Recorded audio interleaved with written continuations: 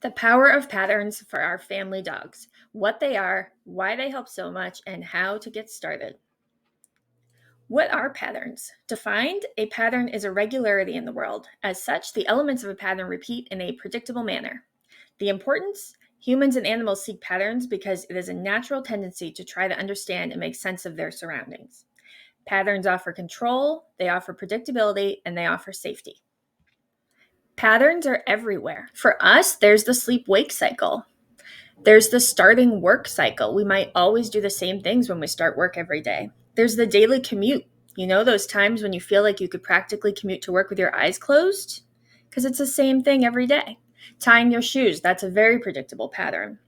And for our dogs, their waking up routine. When they eat, what stretch they do when they wake up, when they go outside. The route to daycare. How many dogs know when they're going to daycare versus when they're going somewhere else?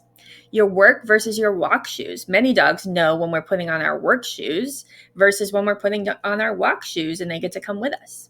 And then the time clock. You know, when time changes and our dogs can't seem to keep up, that's because they have their own internal time clock that's very predictable. Why the dogs love patterns so much? Because they offer predictability and routine, and that leads to a feeling of safety and stability. There's also associative learning. Specific patterns and sequences lead to specific outcomes for our dogs. Using patterns to change behavior. A dog with big feelings about a trigger is going to react in a ritualized pattern. But if he's already performing a predictable pattern when exposed to the trigger, he will more easily process the trigger without falling into his old reactive pattern. This is Phoebe. Phoebe had an issue with people picking up her collar or her leash. She would always start jumping and mouthing at either the people or the leash itself. Phoebe learned the side to side pattern game.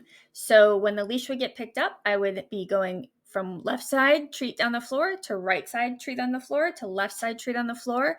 And then I would put the collar on and then go right side treat on the floor and left side treat on the floor. So she was getting the triggering thing happening within the pattern.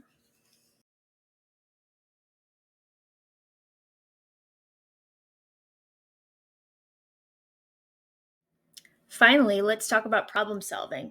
What if my dog stops engaging in the pattern? So, three things might be coming up. Either you're too close, so you want to add physical distance from the trigger. It's not fluent yet, you need more practice away from triggers.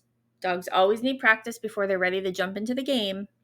Or it's just too difficult. You want to aim for easier wins throughout your practice.